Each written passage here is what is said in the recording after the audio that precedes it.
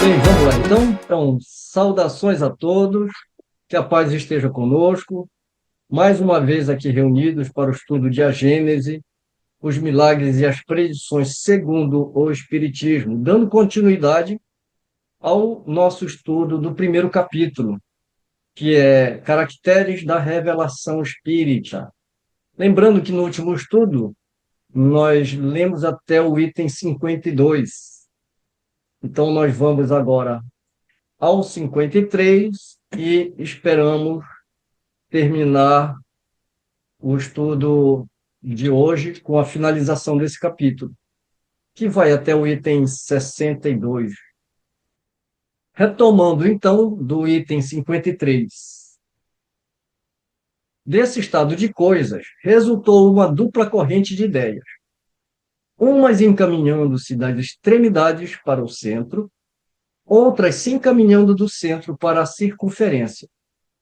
Foi assim que a doutrina caminhou rapidamente para a unidade, apesar da diversidade das fontes das quais emanou. Os sistemas divergentes ruíram pouco a pouco, pelo fato de permanecerem isolados frente à ascendência de opiniões da maioria, na qual não encontraram simpatia. Uma comunhão de pensamentos estabeleceu-se desde então entre os diferentes centros parciais. Falando a mesma linguagem espiritual, eles se compreendem e simpatizam de um extremo ao outro. Os espíritas se sentiram mais fortes, lutaram com mais coragem, caminharam com passo mais firme, desde que não se viram mais isolados por terem sentido um ponto de apoio, um elo que os ligava à grande família. Os fenômenos que testemunhavam não mais lhe pareceram estranhos, anormais, contraditórios, pois puderam conjugá-los às leis gerais da harmonia, percebendo de um golpe de vista a totalidade do edifício e vendo nesse conjunto um objetivo grande e humanitário. Nota de rodapé de Kardec. Um testemunho significativo, ao mesmo tempo admirável e comovente, desta comunhão de pensamentos que se estabeleceu entre os espíritas pela conformidade das crenças, são os pedidos de preces que nos chegam dos países mais distantes, desde o Peru até as extremidades da Ásia, da parte de pessoas de religiões e nacionalidades diversas e que nunca vimos. Não é isto o prelúdio da grande unificação que se prepara, a prova das raízes profundas que o Espiritismo toma por toda parte? É digno de nota que todos os grupos que se formaram com a intenção premeditada de promover a cisão, proclamando princípios divergentes, assim como todos aqueles que, por razões de amor próprio ou outras quaisquer, para não parecer que se submetem à lei comum, acreditaram-se fortes o bastante para caminharem sozinhos, dotados de luzes suficientes para terem necessidade de conselhos. Nenhum chegou a constituir uma ideia preponderante e viável. Todos se extinguiram ou vegetaram na sombra. Como poderia ter sido diferente, já que para distinguir-se, em vez de se esforçarem para proporcionar um número maior de satisfações, rejeitaram exatamente os princípios da doutrina com maior poder de atração, o que ela tem de mais consolador, encorajador e racional?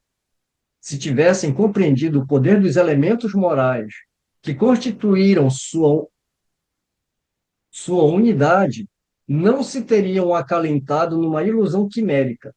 Contudo, tomando seu pequeno círculo como se fosse o universo, não viram nos adeptos mais que uma camarilha que poderia ser derrubada por outra camarilha contrária.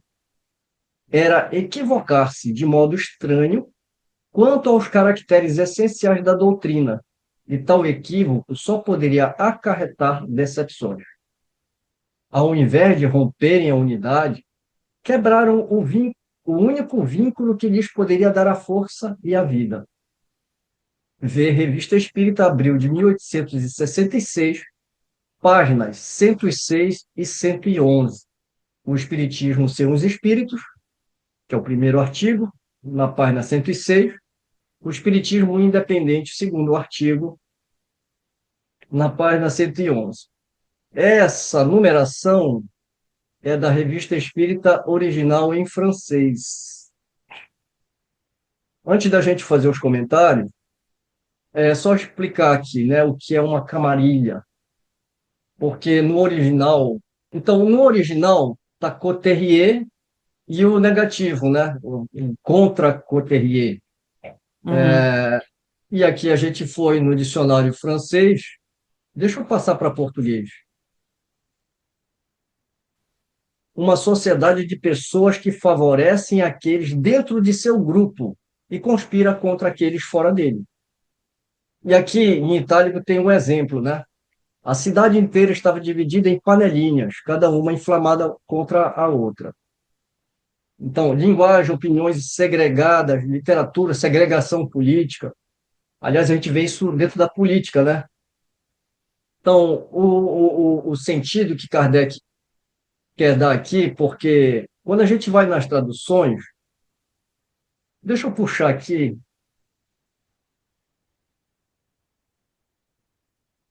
a Gênese original, item 53. Aqui, tá vendo? Não tá, né? Porque tá muito pequenininho, né? Tá aqui. Uhum. É que quando a gente vai no francês, ele vai usar aqui Coterrier, né? E contre Coterrier. Então, alguns tradutores vão usar camarilha, como é o caso. Então, como a gente vê aqui nessa tradução da Cristina Flores. Então, só para a gente saber o que era camarilha, né? Só para a gente reforçar aqui o contexto. Contudo, tomando o seu pequeno círculo como se fosse o universo, ele está falando desses grupos, né? Que criam doutrinas, dentro da doutrina, sistemas que são separatistas, enfim, né? Então, tomando o seu pequeno círculo como se fosse o universo, não viram nos adeptos mais do que uma camarilha, ou seja, mais do que um grupo, como a gente viu aqui na definição, né? Mais do que um grupo de pessoas que favorecem aqueles dentro do seu grupo. Bem, eu acredito que tenha ficado claro, né? Essa explicação aqui. É importante te ressaltar esse item 53 quando ele começa, né,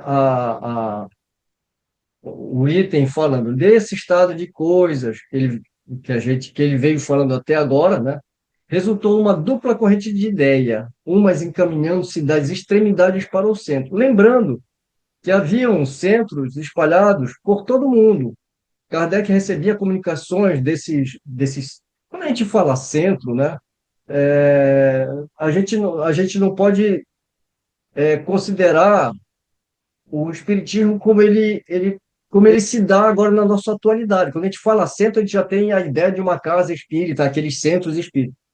Quando Kardec se refere a centros, ele está falando de grupos, e a maioria desses grupos são grupos familiares. E como ele cita também nesse item, muitas vezes são pessoas de diferentes religiões, de diferentes ideias, que conheceram o Espiritismo e mandam comunicações. Então, não só comunicações, como também comunicações de experiências próprias, mas comunicações mediúnicas mesmo, que recebiam. E assim Kardec, ele fala que vinha das extremidades para um centro. E o centro era a Sociedade Parisiense de Estudos Espíritas. E o Kardec foi exatamente esse homem, né, que organizou, que filtrou. que leu uma imensidade de comunicações, registrou, anotou, né, passou pelo crivo da razão. Mas como saber se um princípio é ensinado em toda parte ou se é o resultado de uma opinião individual? Porque ele está falando que vem das extremidades para o centro, de várias localidades, né?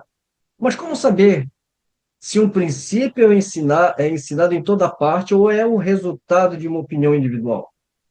Como os grupos isolados não podiam saber o que era dito fora deles, era necessário que um centro reunisse todas as instruções a fim de fazer um tipo de depuração das vozes e levar a opinião da maioria ao conhecimento de todo, que foi o papel de Kardec, né? E tem outra nota de rodapé aqui dele também. Esse é o objeto de nossas publicações, que podem ser consideradas como resultado desse trabalho de depuração. Nelas, todas as opiniões são discutidas, mas as questões só são erigidas em princípios depois de haverem recebido a consagração de todos os pontos de comprovação, pois só eles lhes podem dar a força de lei e permitir afirmações. Eis porque não preconizamos levianamente nenhuma teoria, e é nisso que a doutrina decorrendo do ensino geral não é produto de um sistema preconcebido. E nós destacamos aqui esse trecho, né, porque a gente já vem insistindo sobre esse capítulo, a importância desse capítulo. E a gente já está até intitulando ele, eu já estou colocando até outro título, né? De tanto falar aí da importância dele, que ele é a gênese do Espiritismo, né? A criação do Espiritismo, a origem do Espiritismo, esse primeiro capítulo, que seria muito importante que a gente que eu falo, todo espírita passasse em revista todos esses itens, né?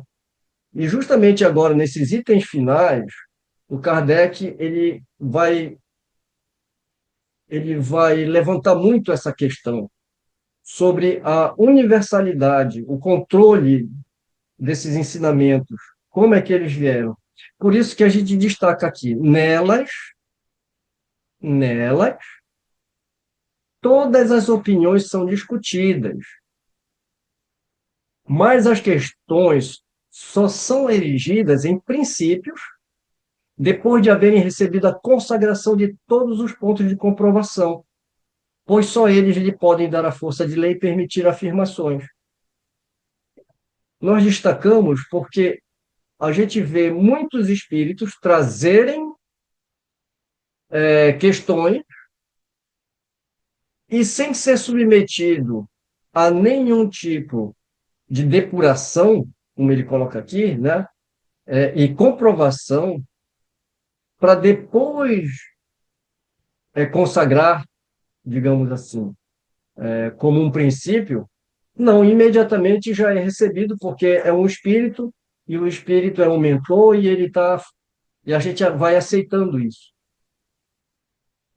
E ele chama muito a atenção durante a obra inteira, mas em especial nesses últimos itens desse primeiro capítulo.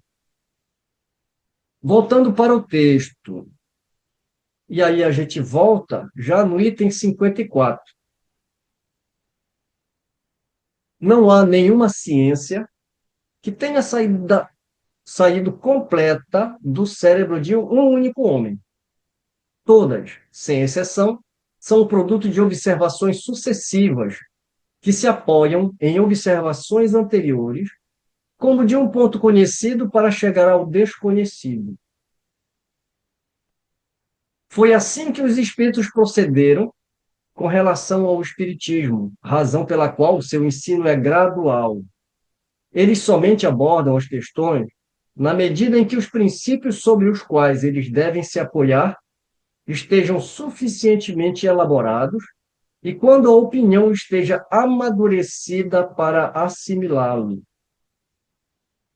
É mesmo de se notar que todas as vezes em que os centros particulares quiseram abordar questões prematuras, acabaram por obter apenas respostas contraditórias não concludentes. Quando, ao contrário, o momento favorável chega, o ensinamento é completamente idêntico na quase totalidade dos centros. Agora, como é que eu destaquei também aqui, porque a grande pergunta que fica para nós na atualidade é como é que a gente vai saber se as respostas que chegam em cada centro, elas são contraditórias ou não? Se hoje os centros não têm mais o como ele se refere no início do item 53, né, que vem, elas convergem das extremidades para o centro. E o Kardec fazia esse papel de fazer essa ligação com todos os centros. E a revista espírita era esse meio de comunicação que todos podiam compartilhar um com a ideia dos outros. Hoje a gente não tem mais esse centro, e quando aparece alguém querendo tomar esse lugar, esse papel, o que a gente observa é que agora não há mais o que comparar, porque as reuniões mediúnicas não têm mais o caráter de comunicabilidade com os espíritos no sentido de estudo. Só se faz reunião mediúnica com caráter desobsessivo, né? Ou de atendimento aos sofredores. Então, a gente vai entrar em comunicação um com o outro para falar do quê? Se hoje em dia se criam até apostilas de doutrinadores, porque você já tem um script com o que você vai falar para o espírito que está sofrendo ou para o obsessor que está obsediando.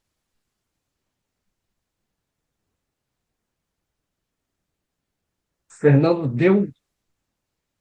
deu uma de quem quer falar alguma coisa. Abre o microfone. Na verdade, você fez a pergunta e você mesmo respondeu. Porque, na verdade,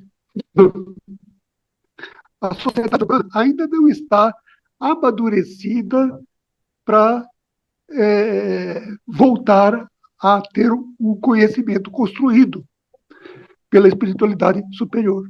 Quando Kardec morre, no meu ponto de vista,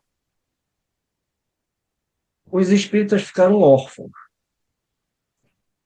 Ele não teve tempo de deixar um sucessor, porque ele não queria um sucessor.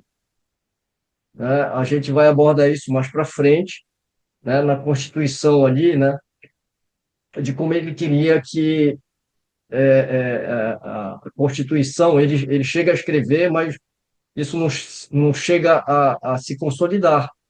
Então, quando Kardec morre, nós, os espíritas, ficamos órfãos.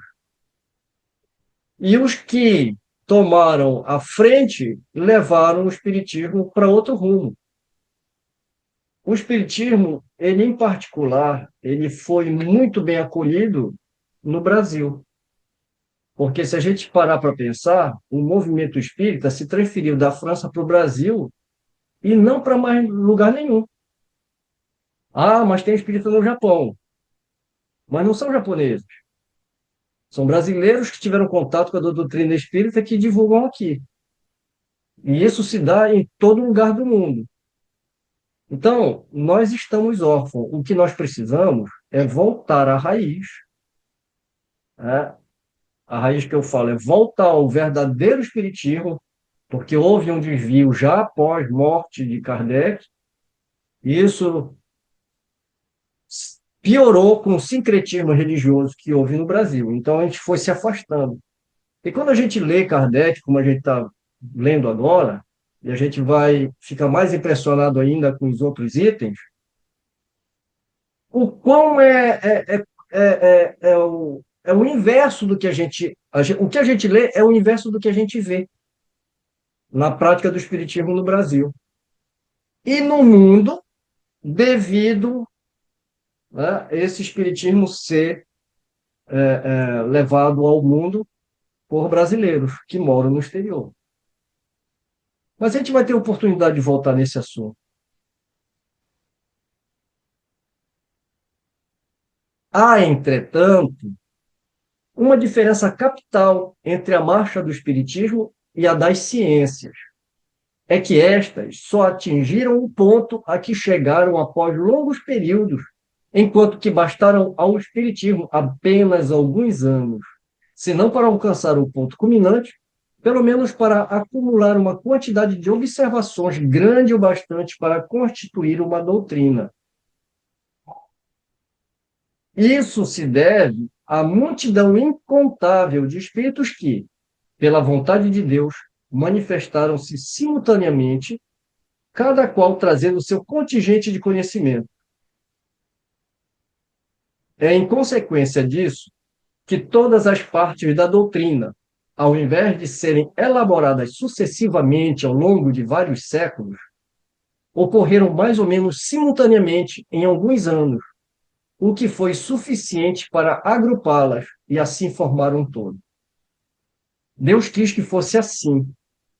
Em primeiro lugar, para que o edifício chegasse mais depressa ao topo, e em segundo lugar, para que fosse possível, por meio da comparação, ter um controle, por assim dizer, imediato e permanente da universalidade do ensino, sendo que cada parte só teria valor e autoridade por sua conexão com o conjunto, todas se harmonizando, tomando seu devido lugar no arranjo geral e chegando cada uma a seu tempo. Aí aqui vocês também vão entender os grifos nossos. Ao não confiar a um único espírito a responsabilidade de promulgar a doutrina, quis Deus que tanto o menor, assim como o maior dentre os espíritos, como dentre os homens, trouxesse sua pedra para o edifício, a fim de estabelecer entre eles um laço de solidariedade cooperativa, que faltou a todas as doutrinas provenientes de uma fonte única.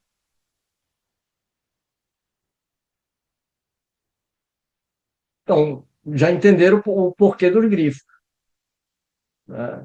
Então, Deus não quis confiar a responsabilidade de promulgar a doutrina a um único espírito. A gente vai, no Evangelho segundo o Espiritismo, a gente vai estudar já de cara, né, no primeiro capítulo, lá, as três revelações. E lá a gente vê que se a primeira revelação estava centralizada numa individualidade, né, na personalidade de Moisés, e a outra do Cristo, a doutrina espírita, ela é trazida por uma pleiade de espíritos. O Kardec mesmo, durante a vida inteira, ele teve de lidar com os espíritos mais simples até os mais sábios. Quando a gente fala espírito simples, não quer dizer espírito mau, né? Não necessariamente um espírito ruim, mas até com esses espíritos a gente aprende.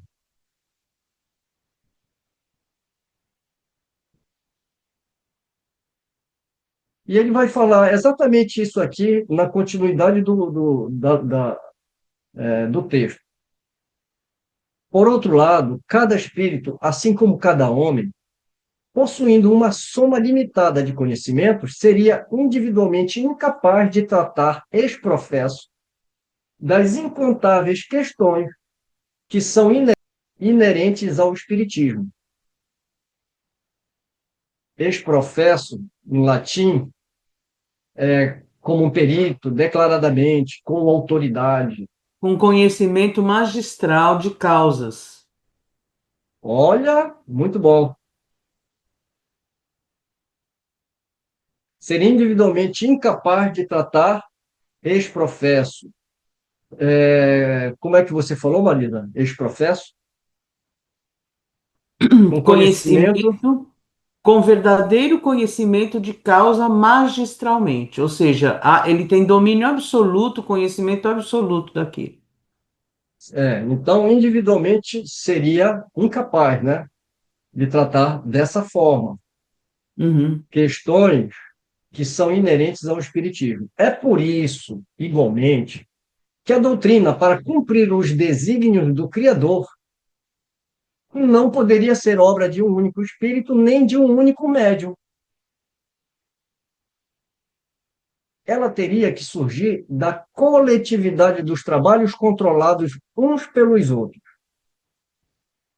Né? E aqui a gente reforça novamente. Aliás, quem está reforçando isso aqui é Kardec, e nós estamos fazendo o reforço do reforço. Porque nos dias atuais, não é o que a gente vê.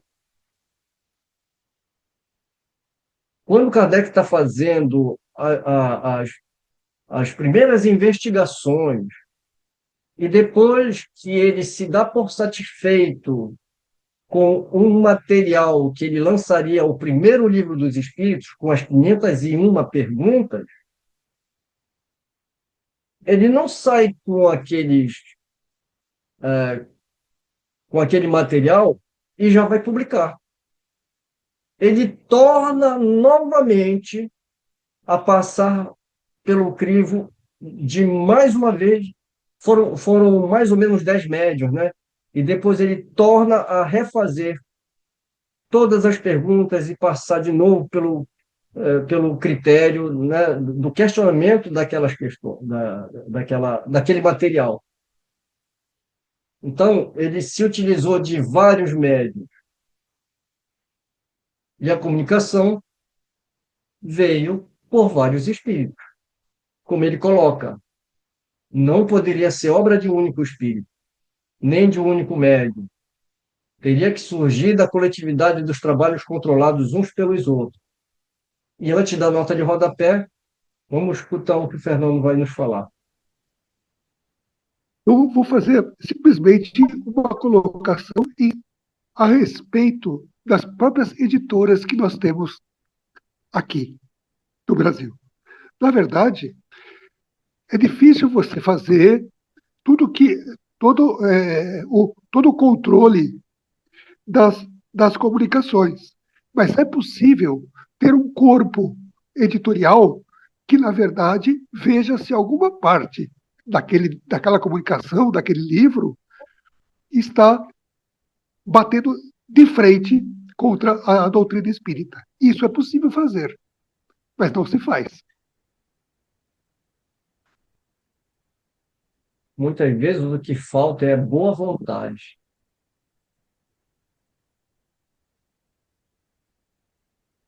Vamos ler, melhor dizendo, a nota de rodapé de Kardec. Nota de rodapé número 7. Ver o Evangelho segundo o Espiritismo, introdução, página 6, e Revista Espírita, abril de 1864, página 90. Autoridade da doutrina espírita, controle universal do ensino dos espíritos. Bem, eu acredito que não há uma necessidade de nós mostrarmos esses textos no original, né? A gente vai lembrar muito bem que no Evangelho segundo o Espiritismo, lá na introdução, ele vai, né, abordar exatamente o controle, aliás, autoridade da doutrina espírita e também o controle universal que está dentro, inclusive, né, dessa temática. E na Revista Espírita, você tem um artigo chamado Controle Universal do Ensino dos Espíritos, a página 90, em abril de 1864. Lembrando sempre que a tradutora ela está indicando a página do livro original em francês.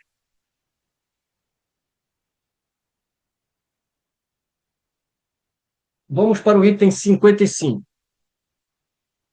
Um último caráter da revelação espírita, que ressalta as próprias condições em que ela se produz, é que, apoiando-se em fatos, ela é e só pode ser essencialmente progressiva, como todas as ciências de observação.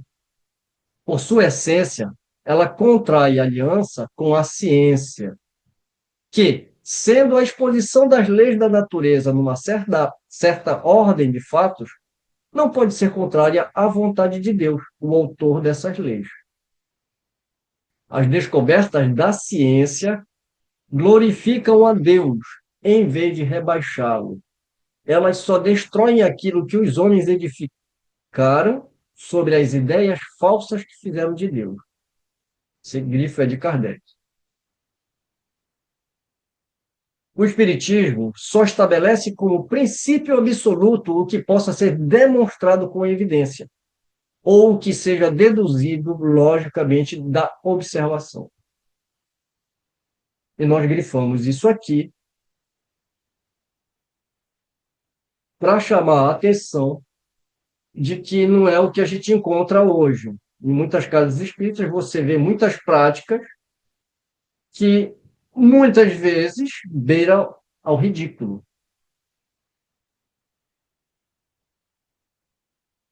Porque, às vezes, foi o mentor da casa que falou para adotar tal e tal metodologia, técnica e assim por diante. Ligado a todos os ramos da economia social, ao qual oferece o apoio com suas próprias descobertas, assimilará sempre todas as doutrinas progressivas, de qualquer ordem que elas sejam, que tenham sido elevadas a um estado de verdades práticas e saídas do domínio das utopias, pois sem isso se aniquilaria. Deixando de ser o que é, desmentiria sua origem e seu objetivo providencial. Você quer utopia maior quando se fala em data limite, em fim de mundo, né, em predições aí, em previsões de datas, que é muito comum dentro do movimento espírita. Marchando com o progresso, o espiritismo jamais será ultrapassado, porque se novas descobertas demonstrarem que ele se encontra em erro, em um determinado ponto ele se modificará com relação a tal ponto. Se uma nova verdade se revelar, ele a aceitará. Aqui eu gostaria de fazer um comentário, mas eu vou ler primeiro a nota de rodapé.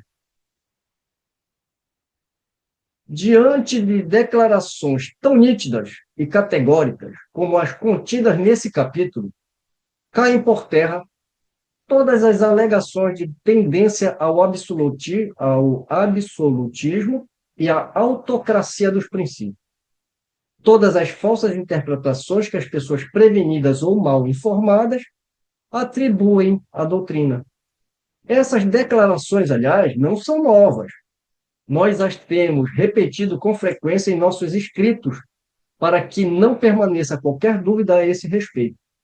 Elas nos indicam, além disso, nosso verdadeiro papel, o único que ambicionamos, o de trabalhador. E aqui também eu deixei, né, destacado.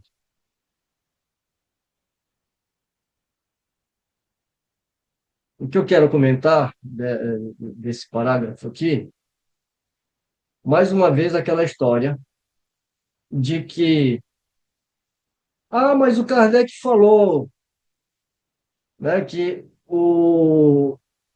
se novas descobertas demonstrarem que ele se encontra em erro, tem que largar aquele ponto, né, e seguir aquele ponto. A gente já ouviu muito isso. E aí, por conta disso, as pessoas tentam atualizar Kardec a todo custo. Nós fizemos um estudo agora, essa semana, do Livro dos Espíritos. A gente está exatamente no primeiro capítulo, que nós tivemos a oportunidade de levantar uma questão. Quando a gente foi fazer o estudo, o Kardec ele vai se referir, lógico, claro e evidente, à ciência da época dele. Isso é uma lógica. Com o conhecimento que nós temos, algumas coisas que Kardec está falando ali, a gente pode atualizar. como, por exemplo, a ideia do éter, que nós falamos sobre isso no estudo, né? Então, nós já temos outro conceito. A ciência já mostra que aquele conceito antigo caiu por causa das novas descobertas. O que a gente quis chamar a atenção naquele estudo? Que, aliás, eu recomendo que todos assistam. Que a gente não se deve prender à forma. A gente pode atualizar a ciência? Pode. Mas o que é mais importante do ensinamento que os espíritos trouxeram para a gente? A ciência espiritual. Porque quando os espíritos deram esses conhecimentos para Kardec, eles colocaram aqueles conhecimentos de uma forma que a gente identificaria dentro da ciência, no futuro, o que eles queriam dizer. Porque, como eu estava conversando outro dia, inclusive com o Fernando, sobre a ideia do éter, né? Hoje a gente atualiza para uma nova visão. Mas fluido cósmico universal, você atualiza? Não, o conceito é claro, né? Qual é a matéria elementar? É o fluido cósmico universal. Ou fluido universal, que é a mesma coisa. Isso você atualiza? Não. Então, a gente tem que ter muita hora nessa calma, com esse negócio de nós vai atualizar Kardec. E já tem gente lançando livro com inteligência artificial para atualizar Kardec. Eu acho que não é bem por aí. Então, a gente se prende à forma e esquece a importância maior, que é o fundo, que é justamente todo o ensinamento do plano espiritual que eles querem que a gente chegue. Porque quanto mais a gente avança na ciência, aquelas respostas que os cientistas não têm, nós temos. Se discute de matéria escura, de éter, que não sei o que, etc. Mas quando você faz um raciocínio junto com Kardec, abordando essas questões com os espíritos superiores, e você coloca todas essas terminologias numa ordem de entendimento, né, aí você começa a ter uma outra visão. O conjunto da obra, sem se perder em minúcias que muitas vezes mais atrapalha o estudo e o esclarecimento do que ajuda. Fala, Antônio. Ô, Mário, já que você mencionou a palavra éter, eu vou abusar da boa vontade do Fernando, porque além de eu ter uma curiosidade enorme sobre isso, eu tenho lido algumas coisas, e um cientista de nome renomado por todos os títulos, ele era físico, é Sir Oliver Lodge, e um grande espiritualista, dos maiores que eu conheço, no terreno de alguém que, como cientista, entrou nessas questões na metade da sua vida e escreveu enormemente sobre as duas coisas. Inclusive, a última obra dele, que foi logo depois ele faleceu, que ele sonhou escrever essa obra, era sobre o éter, mas aí numa visão assim de um algo que permeia todo o universo, tal, tal, tal. Essa obra é interessante, vou até relê-la. Que seria comparável ao fluido cósmico universal, que seria comparável, eu diria isso. Mas ele escreveu três obras nessa linhagem de éter.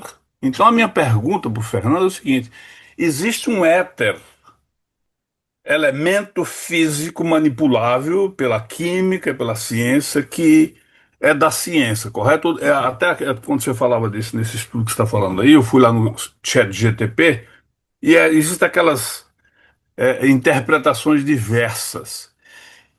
Hein, Fernando? Então a minha pergunta é: se existe esse éter como elemento físico, químico, demonstrável, manipulável pela ciência, e aí nós temos o fluido cósmico universal, e poderia se fazer algum tipo de relação dessas duas coisas? É curiosidade, Fernando, é só para. É a pergunta porque a gente.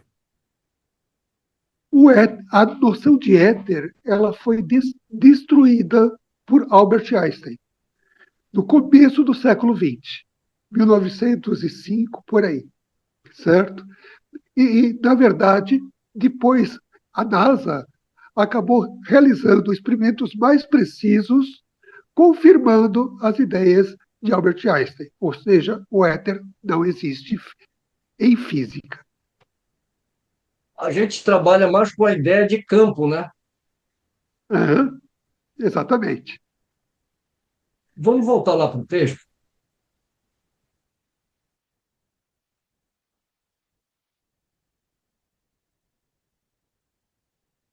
Bem, mas eu acredito que eu consegui passar a ideia, né? O que eu tentei também lá no Livro dos Espíritos é exatamente isso. Esse negócio de, mas Kardec está desatualizado. A gente precisa tomar muito cuidado com isso, porque, na verdade, existem os princípios básicos, esses princípios básicos são verdadeiros, vêm da espiritualidade superior, são divinos. Então, esses não podem ser modificados. O que pode ser modificado é a ciência do homem. O que é... Então, precisa tomar muito cuidado com essa parte. E é o que muitas vezes acaba acontecendo, Fernando. A pessoa vai atualizar a ciência e aí ela se enche de conceitos e nomenclaturas e acaba confundindo o próprio ensinamento que vem trazido dos espíritos. E aí a gente mete os pés pelas mãos. Item 56. Qual é a utilidade da doutrina moral dos espíritos, uma vez que ela não é senão a moral do Cristo? O homem tem necessidade de uma revelação, não podendo encontrar em si mesmo tudo o que precisa para se conduzir? Do ponto de vista moral, Deus deu ao homem, sem dúvida, um guia em sua consciência que lhe diz: não faças a outrem o que não queres que te faça.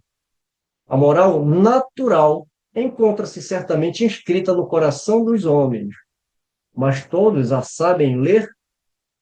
Não é a pergunta que Jesus faz para o fariseu, né? Onde está escrito, né? Como é que está escrito? Amar ao próximo, é aquela pergunta que Jesus faz, né? Quem é meu próximo? Né? Então, Jesus vai perguntar: como leis? Como é que você interpreta a lei? Né? Será que a gente saber ler, saber interpretar, né? Não tem eles desprezado esses sábios preceitos? O que fizeram eles da moral do Cristo? Como a praticam aqueles mesmo que a ensinam? Não se tornou ela, uma letra morta, uma bela teoria boa para os outros e não para si próprios? Censurar-lhe um pai por repetir 10 vezes, 100 vezes as mesmas instruções a seus filhos, se eles não as aproveitam? Por que faria Deus menos que um pai de família? Porque ele não enviaria aos homens, de tempos em tempos, mensageiros especiais encarregados de chamá-los aos seus deveres e de reconduzi-los ao caminho do bem, quando destes se desviam, de abrir os olhos da inteligência àqueles que os têm fechados, como os homens mais adiantados enviam missionários aos selvagens e bárbaros.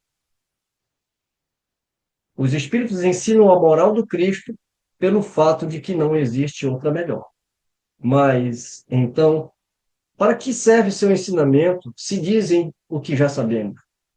O mesmo poderia ser dito da moral do Cristo, que foi ensinada 500 anos antes de sua vinda por Sócrates e Platão em termos quase idênticos. O mesmo se pode dizer sobre todos os moralistas que repetem a mesma coisa em todos os tons e em todas as formas. Pois bem, os espíritos vêm tão simplesmente aumentar o número dos moralistas, com a diferença de que, manifestando-se por toda parte, fazem-se ouvir tanto na choupana quanto no palácio, tanto pelos ignorantes como pelas pessoas instruídas. O que o ensinamento dos espíritos acrescenta à moral do Cristo é o conhecimento dos princípios que regem a relação entre mortos e vivos, os quais completam as noções vagas que ele havia dado acerca da alma, de seu passado e de seu futuro, sancionando sua doutrina pelas próprias leis da natureza.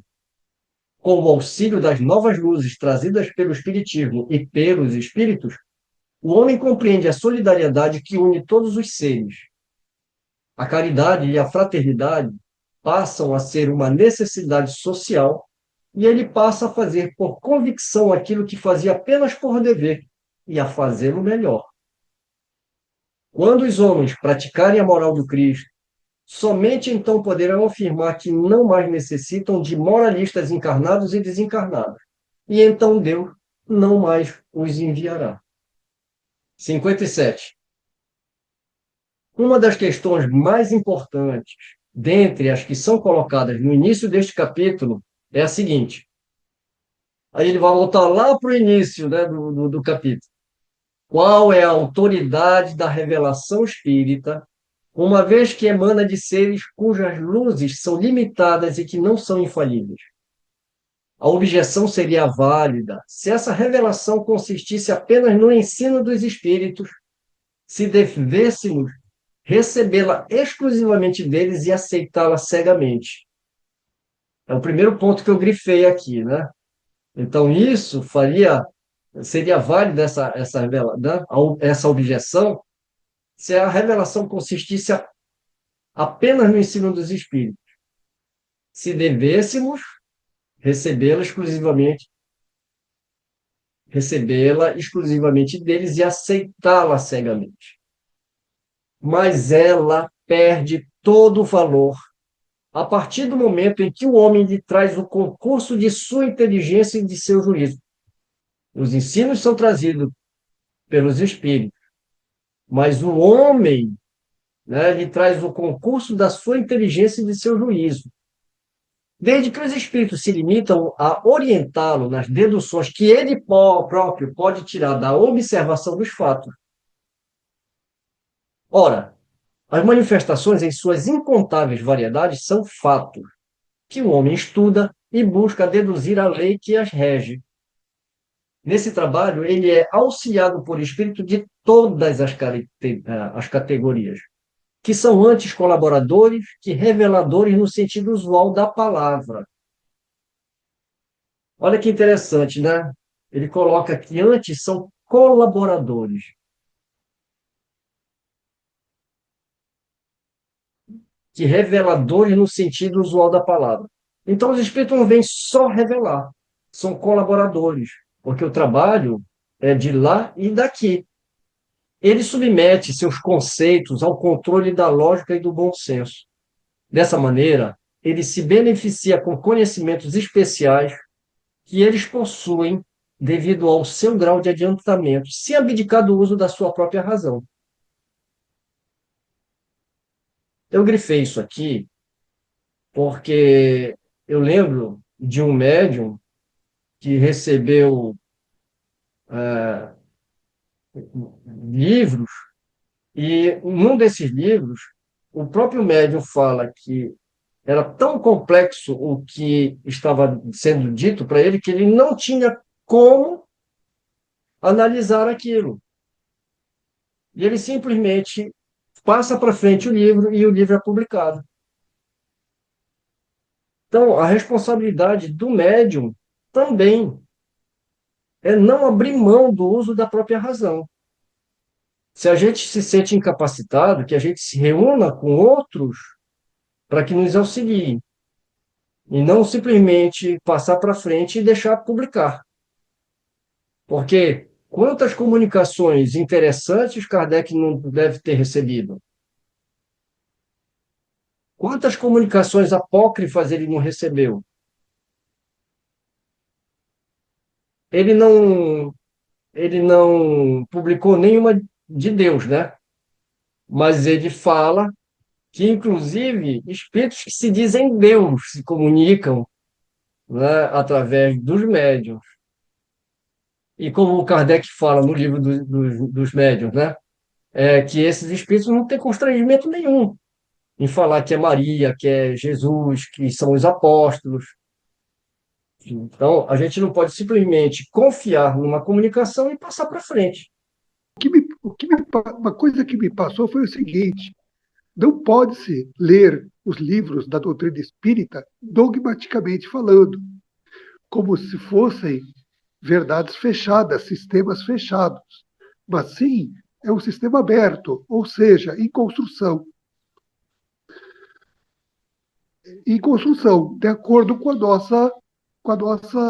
nosso desenvolvimento moral e com o nosso amadurecimento espiritual. Ou seja, é, a fé cega aí não tem valor. O que tem valor é a fé raciocinada e a leitura não dogmática, ou seja, é, tem que passar pelo nosso próprio entendimento. É isso. Ele usa o termo progressista, né? Progressiva. É exatamente o que você está colocando, né? O próprio Kardec, agora há pouco a gente leu isso, né? Então, o caráter da doutrina espírita é um caráter, né, progressista. O problema é que, às vezes, as pessoas se apossam dessas declarações, por isso que eu grifei ali, né? Se eu tiver errado nesse ponto, a gente abandona. As pessoas pegam tudo ao pé da letra, né? Então, é saber interpretar também, né?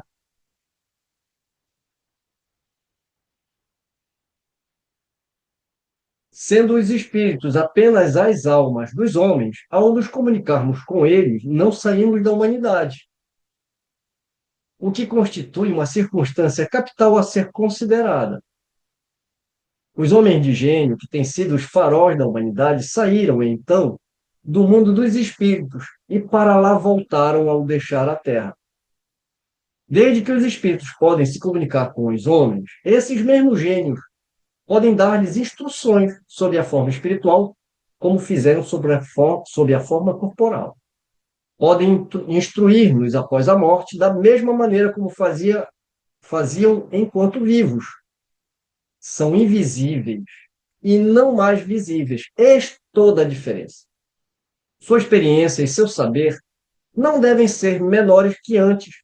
E se a palavra deles, enquanto homens, tinha autoridade, não há por que agora ter menos pelo fato de se acharem no mundo dos espíritos.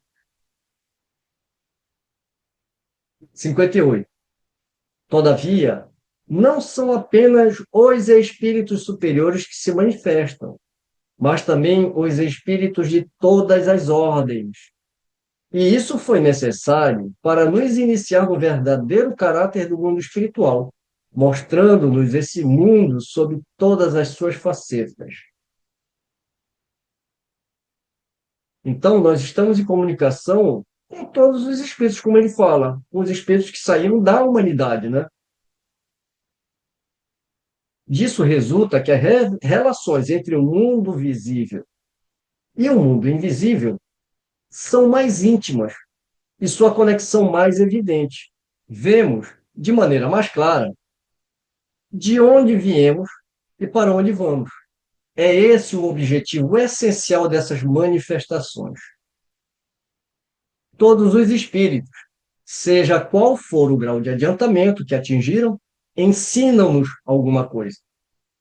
Mas, como são mais ou menos esclarecidos, cabe a nós distinguir o que há neles de bom ou de mal, tirando todo o proveito possível de seus ensinamentos. Todos os espíritos, quaisquer que sejam, podem nos ensinar e nos revelar coisas que ignoramos e que, sem eles, não saberíamos. A gente vê essa experiência sendo feita por Kardec no livro Céu e Inferno, na segunda parte, Exemplos. Ele traz todas as categorias, digamos assim, né, de espíritos, e cada um mostrando a sua realidade, e nós aprendemos com todos eles. Fernando? Uma coisa que me chama a atenção é o uso da palavra humanidade. Na verdade, Kardec utiliza esse termo humanidade de uma forma mais ampla, ou seja, são os espíritos de todos os mundos habitados e dos grandes espaços que não são mundos. Na verdade, a espiritualidade, tanto encarnada como desencarnada. Todos eles fazem parte da humanidade. é muito maior do que o conceito que a gente tem aqui na Terra.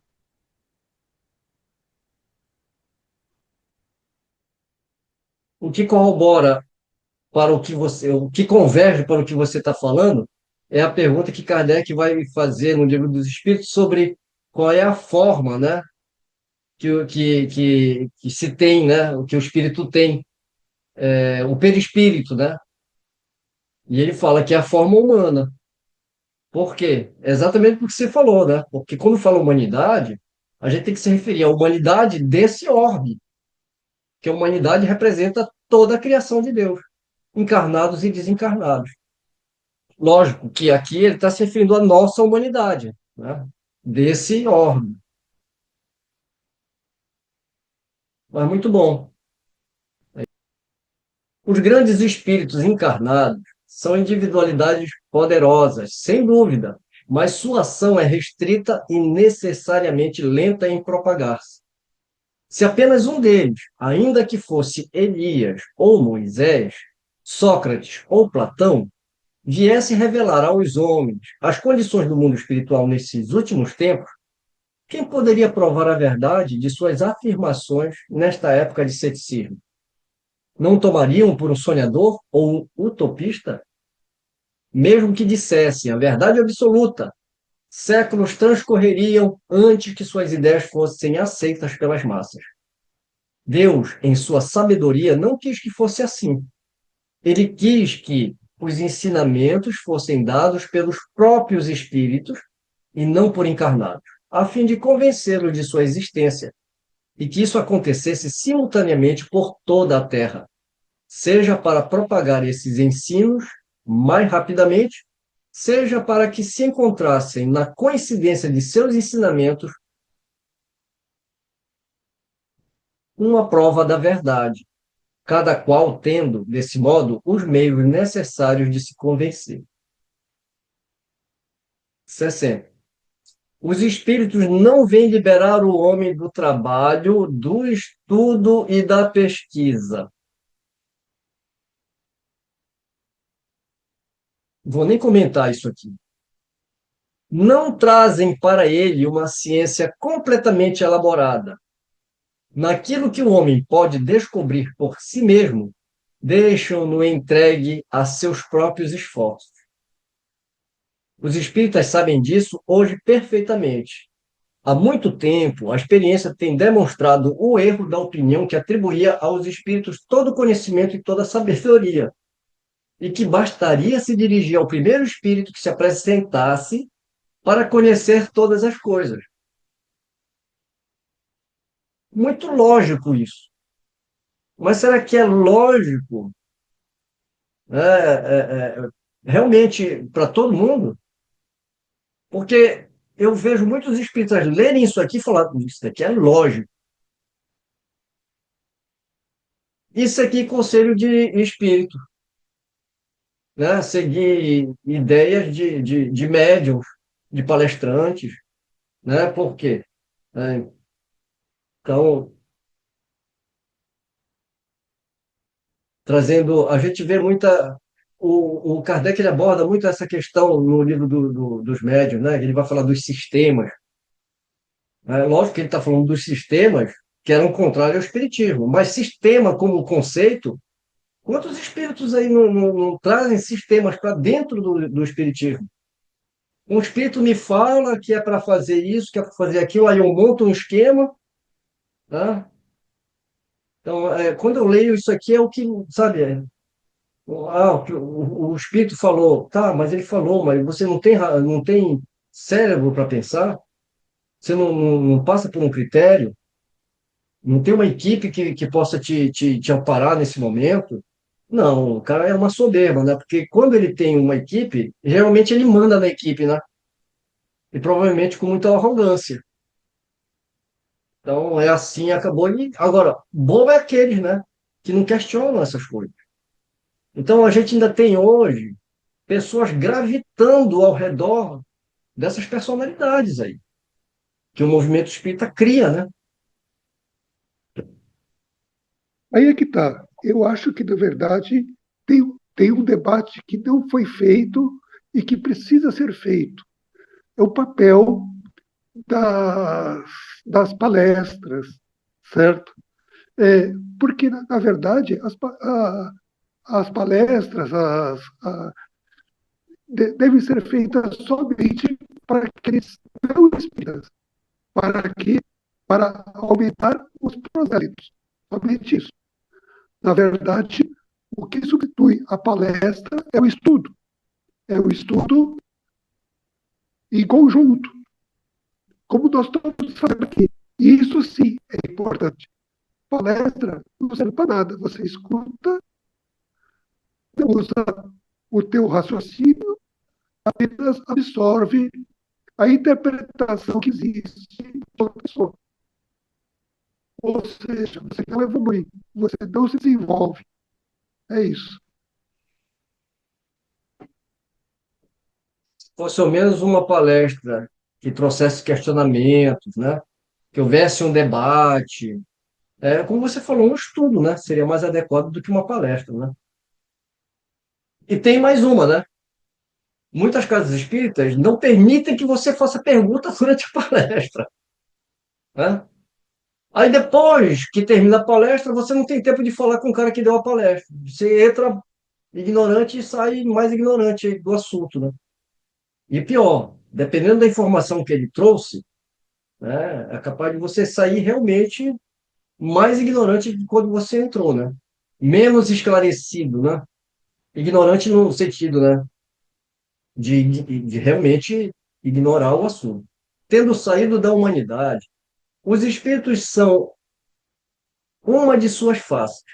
Assim como na Terra, há os superiores e os vulgares. Muitos deles sabem, portanto, acerca de ciência e filosofia menos que certos homens. Eles dizem o que sabem, nem menos nem mais. Como entre os homens, os espíritos mais adiantados podem nos ensinar sobre coisas, dar-nos conselhos mais judiciosos do que os que são atrasados. Pedir conselhos aos espíritos não implica, deste modo, dirigir-se a potências sobrenaturais. E aqui eu já comecei a grifar aqui que isso daqui é muito importante. Não implica dirigir-se a potências sobrenaturais, mas, e o próprio Kardec grifa aqui, aos nossos iguais, aqueles mesmos a quem nos dirigíamos neste mundo, pais, amigos ou a indivíduos mais esclarecidos que nós. É isso de que é importante persuadir-se e que ignoram aqueles que, não tendo estudado o Espiritismo, fazem uma ideia completamente falsa da natureza do mundo dos espíritos e das relações de além-túmulo. Vocês lembram quando Kardec falava das reuniões familiares? A pessoa tem a impressão que agora eu posso falar com toda a minha família que morreu. Pensa que é para se divertir. É para se instruir também. E você não precisa, como ele colocou, ir para uma potência superior. E ele vai respaldar o que ele falou, o que ele escreveu, com o próximo parágrafo. E aí a gente volta, né, para o texto e a gente termina o comentário depois que a gente lê o próximo item. Só que antes de falar isso, de novo falando, antes de entrar no 61, ressaltando novamente quais eram as características da reunião mediúnica ao tempo de Kardec, e aqui se tornou as de hoje. Né? Então, o que ele está indicando aqui? O caráter instrutivo, não recreativo, no sentido de vou falar com meus parentes que morreram, né? E nem de adivinhação. E nem só o caráter obsessivo ou de sofredores. 61. Qual é, então, a utilidade dessas manifestações ou dessa revelação, se assim preferirem, já que os espíritos não sabem mais do que nós, e se não nos dizem tudo o que sabem? Em primeiro lugar, como já dissemos, eles se abstêm de nos dar aquilo que podemos adquirir pelo trabalho. Em segundo lugar, ou seja, o espírito ele não vai responder, te dar respostas para coisas que você mesmo pode descobrir pelo seu trabalho, pelo seu esforço, pela sua meditação e pela sua pesquisa. Isso foi nos falado numa reunião mediúnica, inclusive. Exatamente nessa ordem de questões: trabalho, meditação, estudo. Em segundo lugar, há coisas que não lhes é permitido revelar, pois nosso grau de adiantamento não o comporta.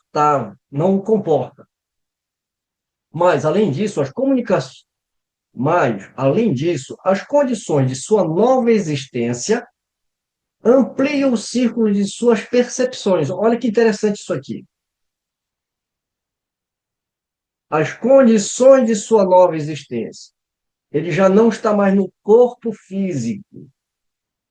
Então, essa condição de espírito livre na erraticidade amplia o círculo das percepções do espírito. Eles veem o que não conseguiam ver quando na Terra. Libertos dos entraves da matéria, isentos das preocupações da vida corporal, passam a julgar as coisas de um ponto de vista mais elevado e, por isso mesmo, de modo mais são. Sua perspicácia abarca um horizonte mais vasto, compreendem seus erros, retificam suas ideias e livram-se dos preconceitos humanos. É o que a gente se refere a personalidades como Santo Agostinho, Erasto, Fênero. Ah, mas não eram católicos. Ah, eles não tinham pensamento assim assado. Principalmente o Santo Agostinho, né? Nós estudamos no Evangelho segundo o Espiritismo aquelas ideias de íncubos, súcubos, de antípodas que ele defendia, etc. e tal. E as pessoas não entendem agora o Agostinho como individualidade, dando as comunicações no Livro dos Espíritos, no Evangelho. Exatamente por esse fato que é explicado aqui. Liberto do entrave da matéria, esse espírito. Né? Porque fala, mas eu vou perguntar para o meu espírito familiar. Né? Mas lembre-se que eles estão numa outra condição. E eles são os que mais próximos de nós estão, né, para nos auxiliar. E claro, lógico e evidente que dependendo do esforço, da seriedade, do compromisso com o estudo, com a busca da verdade, quando uma questão estiver acima dos conhecimentos deste, vem outros que possam nos suprir.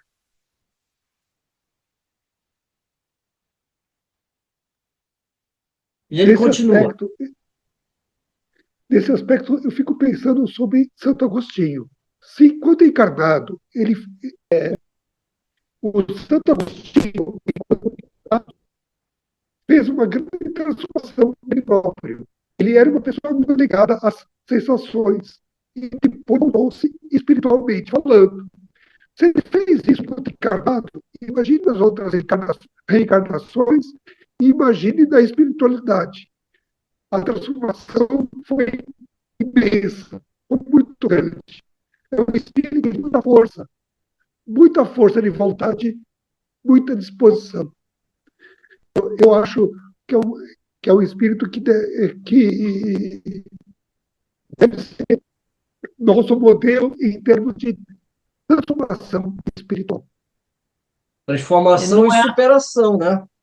Não é à toa que ele dita a questão 919 do Livro dos Espíritos, que é o conhecer a si mesmo.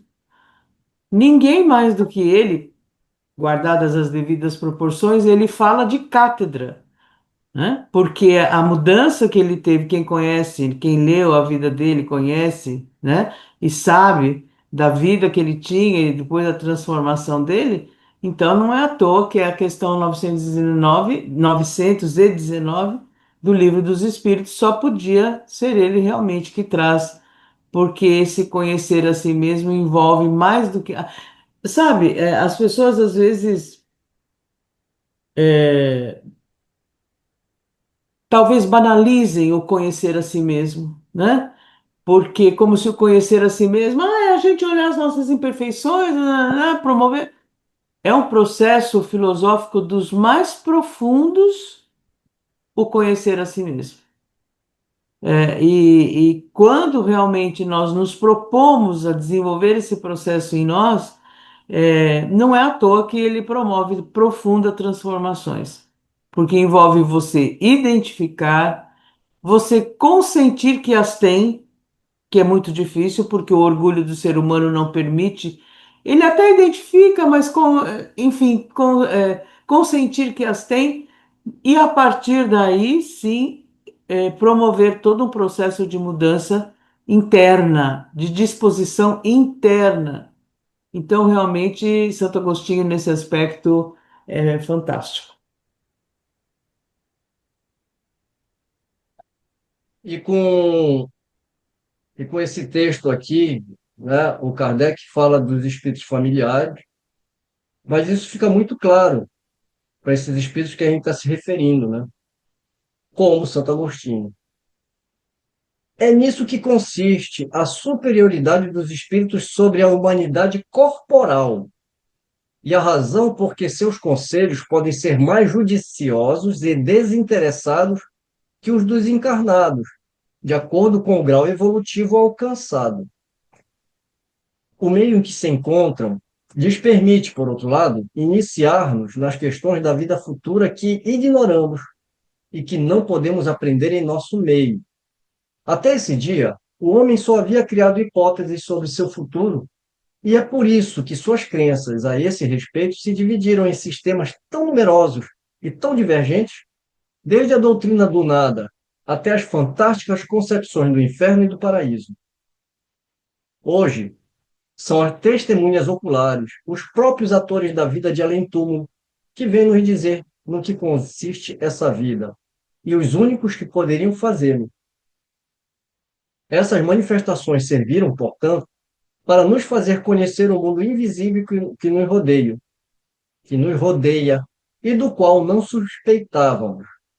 E apenas esse único conhecimento já seria de importância capital, supondo que os espíritos não fossem capazes de nos ensinar mais nada.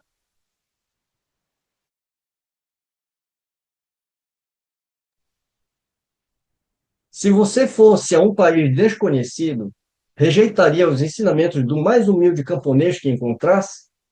Iria recusar-se a perguntar-lhe sobre as condições do caminho, pelo fato de ser ele apenas um camponês?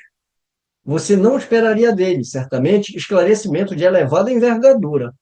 Porém, do que esteja em sua esfera, ele poderá, em certos pontos, ensinar melhor do que o sábio que não conhecesse o país. Você tirará de suas indicações consequências que ele próprio não poderia tirar, mas nem por isso ele terá sido um instrumento menos útil para suas observações, mesmo que ele só tenha servido para fazer você conhecer os costumes dos camponeses. O mesmo acontece em nossas relações com os espíritos, onde o menor dentre eles poderá nos ensinar alguma coisa. A gente só precisa ter um pouquinho de humildade, né? Para saber escutar. 62. Uma simples comparação para compreender ainda melhor a situação. Um navio carregado de imigrantes parte para uma terra distante. Transporta homens de todas as condições, parentes e amigos daqueles que ficaram para trás. Recebe-se a notícia que esse navio naufragou sem deixar vestígios, e nenhuma notícia foi recebida quanto à sua sorte. Conclui-se que os viajantes pereceram e o luto se estabelece em todas as famílias. No entanto, toda a tripulação, sem exceção de um homem sequer, aproximou-se de uma terra desconhecida, terra esta abundante e fértil, onde todos vivem felizes sob um céu ameno. Mas nada se sabe sobre isso. Um belo dia, porém, outro navio aporta nessa terra e ali encontra sãos e salvos todos os náufragos. A feliz notícia se espalha com a rapidez de um relâmpago e as pessoas exclamam: nossos amigos não estão perdidos, e rendem graças a Deus. Eles não se podem ver, mas se correspondem. Trocam entre si testemunhos de afeto e, desse modo, a tristeza dá lugar à alegria. Temos aqui uma imagem representativa da vida terrestre e da vida de além-túmulo, antes e depois da revelação moderna. Esta, como o segundo navio, nos traz a boa nova da sobrevivência daqueles que nos são caros e a certeza de que a eles nos reuniremos um dia. A dúvida quanto ao destino deles e ao nosso não existe mais. O desalento se desfaz perante a esperança. Mas outros resultados vêm enriquecer essa revelação. Deus, julgando a humanidade madura para penetrar no mistério de sua destinação e contemplar calmamente novas maravilhas, permitiu que o véu que separava o mundo visível do mundo invisível fosse erguido. O fato das manifestações nada tem de sobre-humano. É a humanidade espiritual que vem conversar com a humanidade corporal e lhe dizer: nós existimos, portanto, o nada não existe. Eis o que somos e o que sereis. O futuro vos pertence, assim como a nós. Vós caminháveis nas trevas, e nós viemos aclarar vossa estrada e abrir vossos olhos. Seguieis a esmo, mas nós vos mostramos o propósito. A vida terrena representava tudo para vós, porque não vieis nada além dela. Viemos falar-vos, mostrando-vos a vida espiritual. A vida terrena não é nada.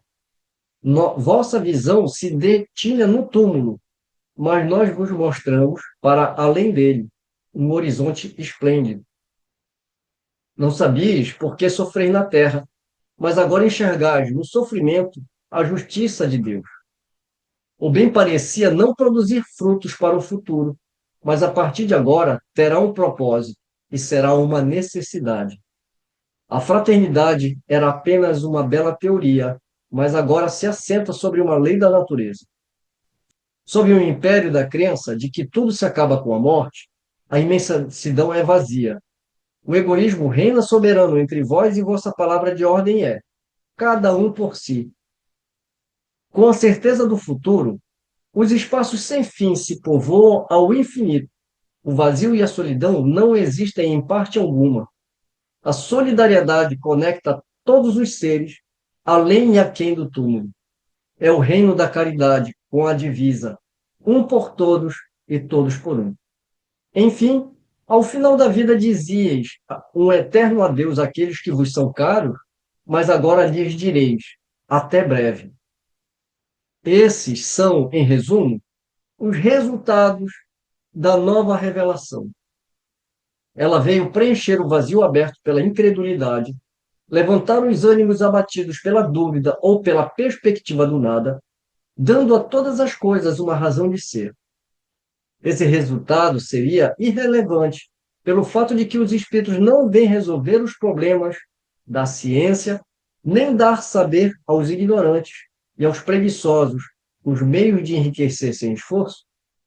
Entretanto, os frutos que o homem deve retirar da nova revelação não são só para a vida futura.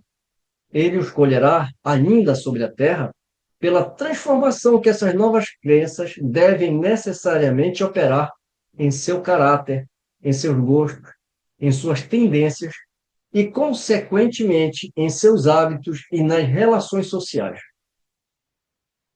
Pondo fim ao reinado do egoísmo, do orgulho e da incredulidade, elas preparam o do bem, que é o reino de Deus. Portanto, a revelação tem o propósito de colocar o homem em posse de certas verdades que ele não pode adquirir por si mesmo, com a intenção de acelerar o progresso. Tais verdades se limitam, em geral, a princípios fundamentais destinados a colocá-lo no caminho de investigações e não de conduzi-lo pela mão. São marcos que lhe apontam o objetivo. É a tarefa de estudá-los e deduzir suas aplicações. Longe de liberá-lo do trabalho, fornece novos elementos para a sua atividade. E assim, meus amigos, nós terminamos esse belíssimo capítulo primeiro de A Gênese, intitulado Caracteres da Revelação Espírita. A gente acaba o capítulo, mas eu já fico com saudade dele, pelas reflexões que eles provocam na gente. Encerramos assim o primeiro capítulo, muitas coisas ainda para a gente refletir, e agora a gente vai para o capítulo 2, que fica para o nosso próximo estudo. Então, meus amigos, chegamos ao final de mais um estudo de A Gênese. Lembrando que agora a gente vai para o 2º capítulo. Peço que todos se preparem, que continuem seus estudos, estudando principalmente as obras anteriores à Gênese, para que a gente possa retomar essas questões tão importantes. Então, nosso agradecimento a todos e um beijo no coração. Até a próxima.